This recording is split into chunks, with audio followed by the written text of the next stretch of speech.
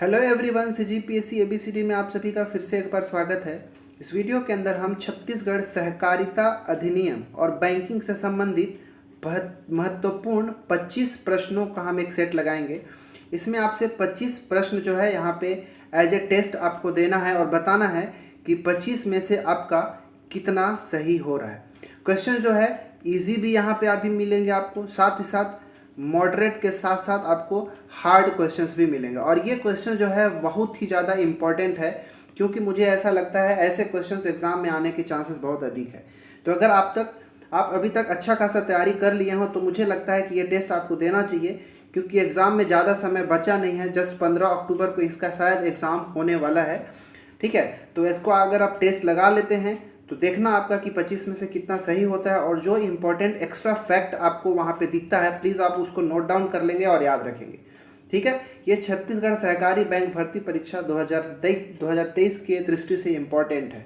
तो चलिए हम अपने टेस्ट की शुरुआत करते हैं और इस 25 प्रश्न को हम सॉल्व करने की कोशिश करते हैं और देखते हैं पहला प्रश्न क्या है। पहला प्रश्न है कि राज्य में कुल प्राथमिक कृषि सहकारी साख समितियों की संख्या कितनी है। अर्थात छत्तीसगढ़ में कुल कितने प्राथमिक कृषि सहकारी साख समितियां हैं। 1058, 2058, 3058 या फिर 4058। इस क्वेश्चन को मैं पहले भी करा चुका हूं। देखिए, इससे पहले भी लगभग 10 वीडियो जो है हमारे चैनल पर अवेलेबल है। तो अगर आपने नहीं देखा है तो प्लीज़ आप जाके ज़रूर देखें, वो बहुत ही ज़्यादा आपके लिए हेल्पफुल होगा। ठीक है, तो इसका आंसर क्या होगा शायद आप सभी को पता हो। तो वीडियो को आप पॉज करेंगे और आंसर देने की कोशिश करेंगे और चेक करेंगे जब मैं आंसर बताऊंगा कि आपका सही हो रहा है गलत। और लास्ट में 25 में कितना सही हो रहा है आप सभी कमेंट करेंगे। ठीक है, तो इसका राइट आंसर है ऑप्शन नंबर बी, 2058। वर्तमान में राज्य में कुल 2058 प्राथमिक कृषि सहकारी साख समितियों की संख्या है। तो याद रखिएगा, बहुत अच्छा क्वेश्चन है, 2058 इसका आंसर होगा। दूसरा प्रश्न है, छत्तीसगढ़ राज्य सहकारी विपणन संघ की स्थापना वर्ष क्या है। छत्तीसगढ़ सहकारी विपणन संघ की स्थापना कब की गई थी। 1 सितंबर 2000, 2 अक्टूबर 2000, 1 नवंबर 2000 या फिर 1 दिसंबर 2000। शायद इस क्वेश्चन को मैं पहले करा चुका हूं।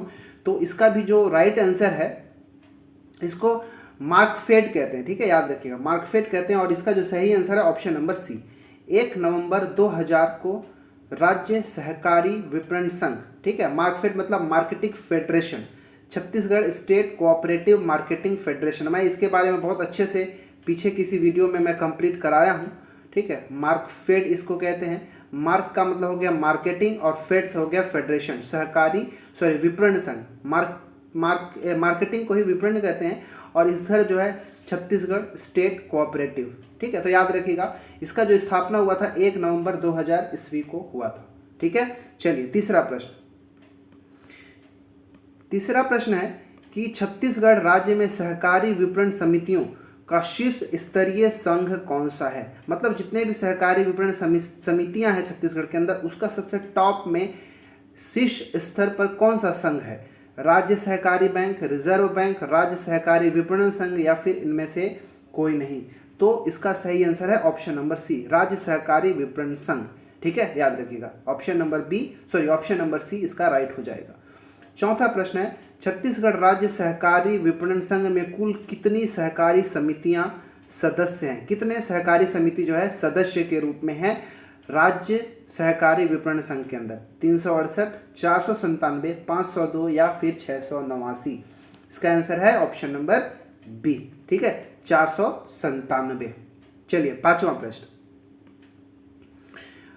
प्रश्न है कि छत्तीसगढ़ सरकार खरीफ वर्ष 2023-24 में कितने रुपए में धान की खरीदी कर रही है। ठीक है, बात 23-24 की हो रही है। 23-24 में जो धान खरीदी की बात की गई है वो कितना, कैसे कहा गया, प्रति क्विंटल धान खरीदी का रेट क्या है। 2240, 2440, 2640 या फिर 2680।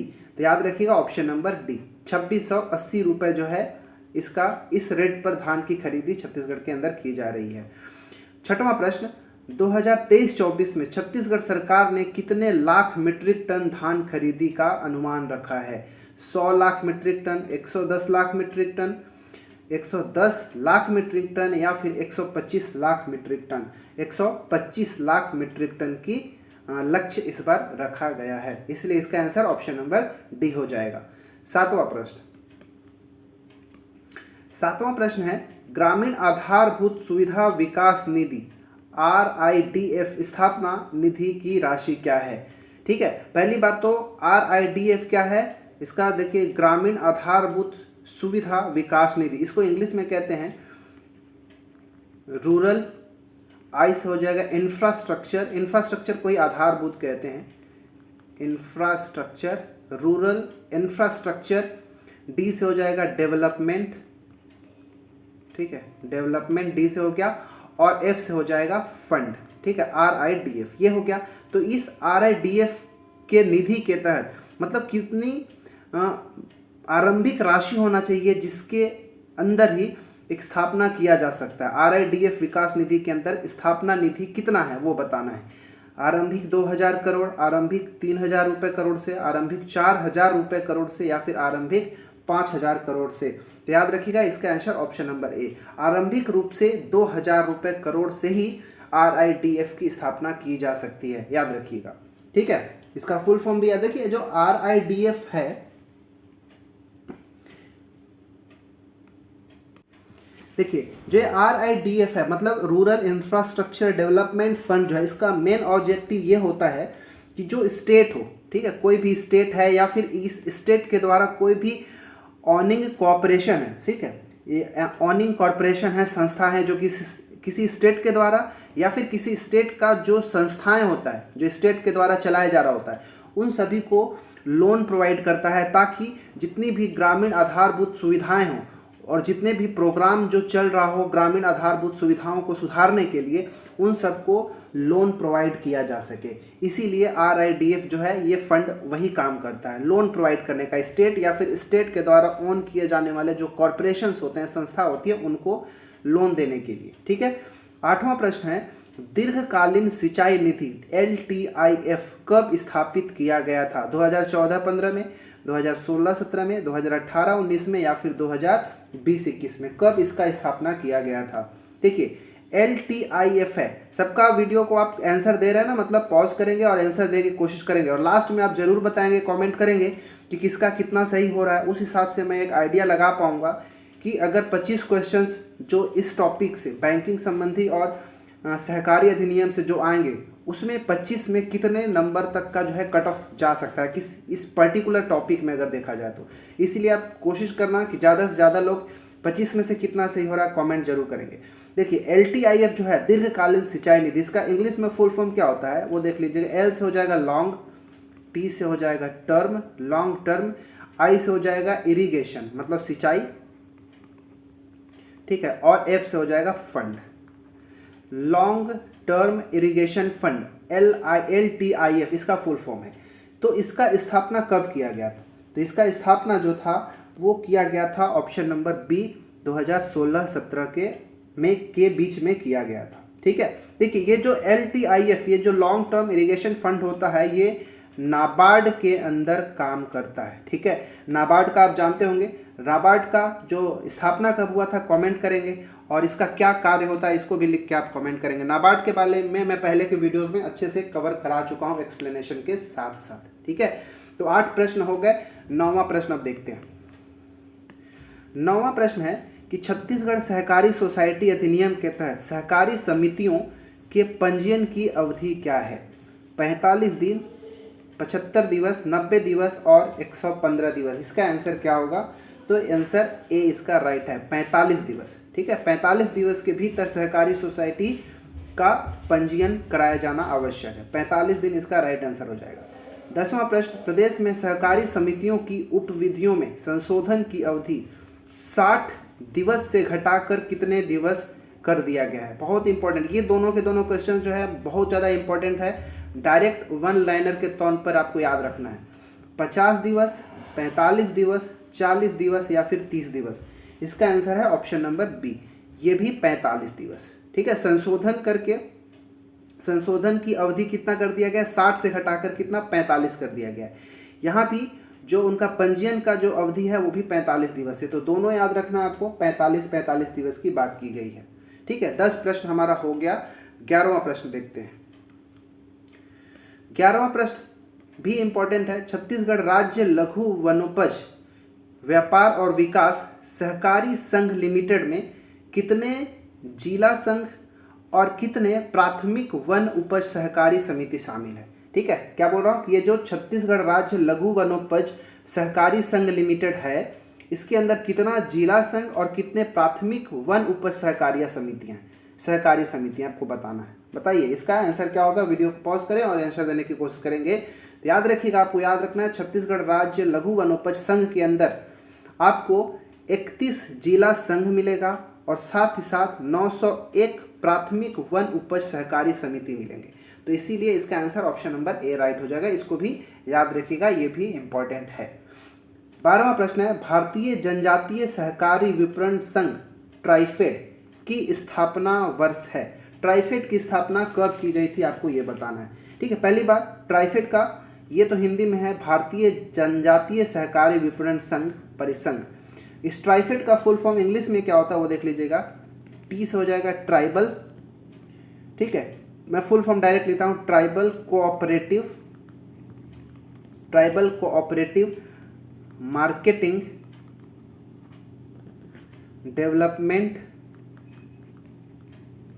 Development federation. ठीक है, फेडरेशन ऑफ इंडिया। ये इतना बड़ा होता है, बस याद रखना ट्राइफेड में TRI जो है ट्राइबल के लिए है, FED जो है वो फेडरेशन के लिए।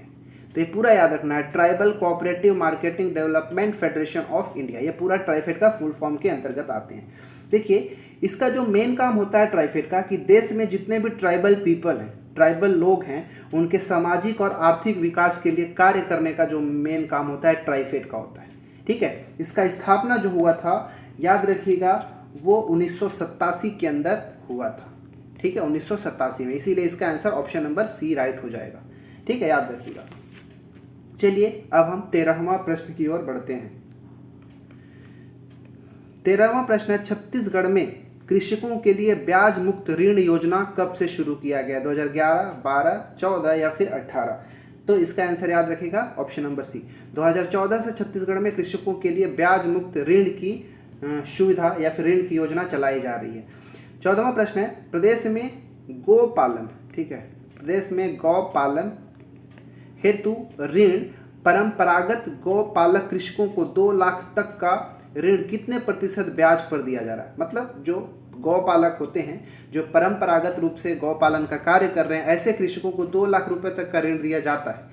ठीक है, तो इसके लिए ब्याज का दर कितना है, कितना प्रतिशत लिया जाता है? तो ऑप्शन नंबर बी सही है, 1% ब्याज दर पर 2 लाख रुपए तक का ऋण प्रोवाइड किया जाता है गौपालकों को।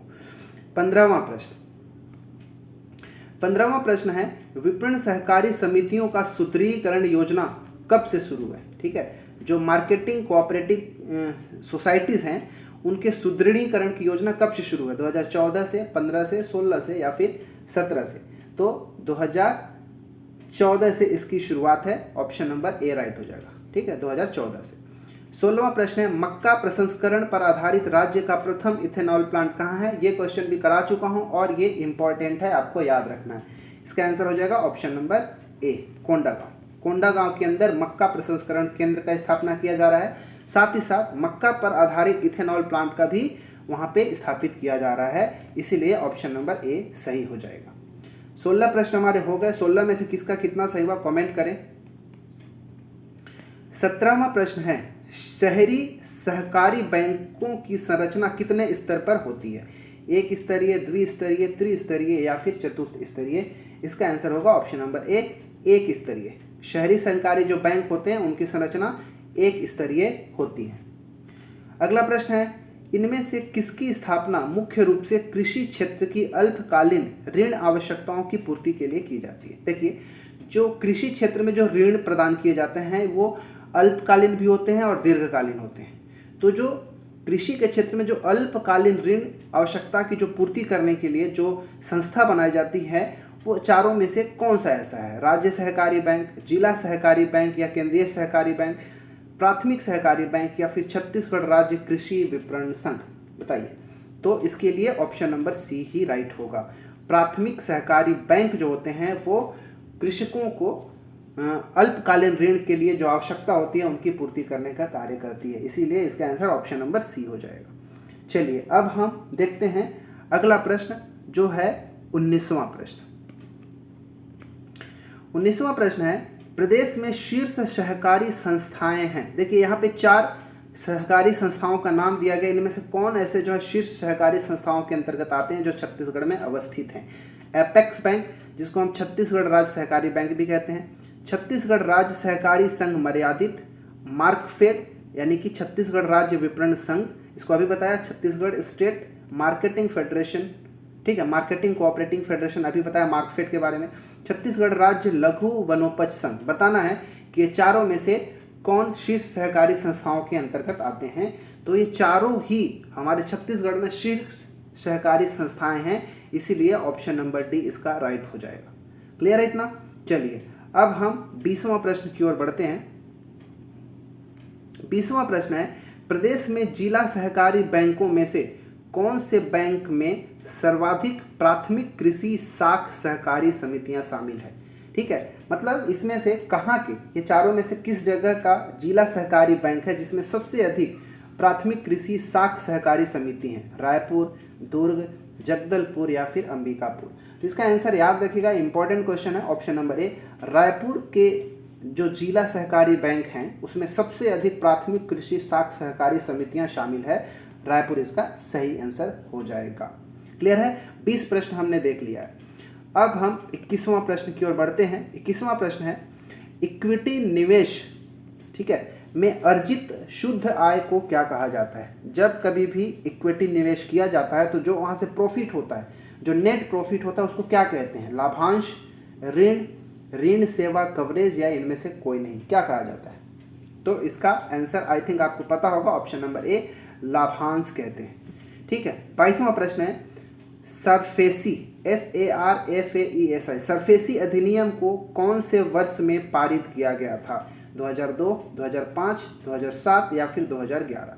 ठीक है, आप इसका आंसर दीजिए, तब तक मैं सरफेसी के बारे में कुछ बताता हूँ। ये जो सरफेसी है इसका फुल फॉर्म याद रखिएगा, इसका होता है सिक्योरिटाइजेशन,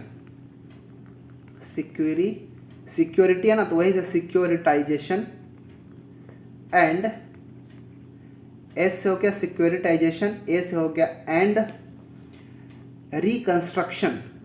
ठीक है, रिकंस्ट्रक्शन सुन के भी आप लिख लीजिएगा। आर से हो गया रिकंस्ट्रक्शन ऑफ, ये ओ से कोई मतलब नहीं है, एफ से याद रखिएगा फाइनेंशियल।